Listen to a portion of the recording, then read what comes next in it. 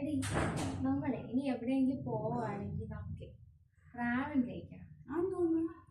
Ramen അറിഞ്ഞൂടി ഒരു minute.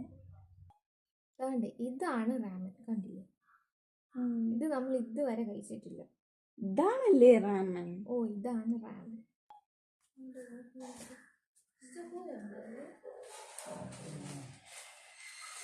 പക്ഷെ നമ്മളീ റാമൻ ഒരിടത്തും കണ്ടിട്ടില്ലല്ലോ.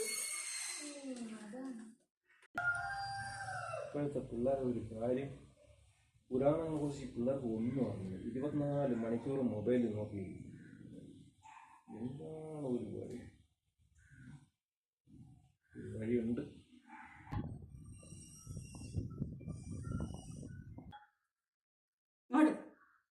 ഞാൻ കളിക്കേട്ട്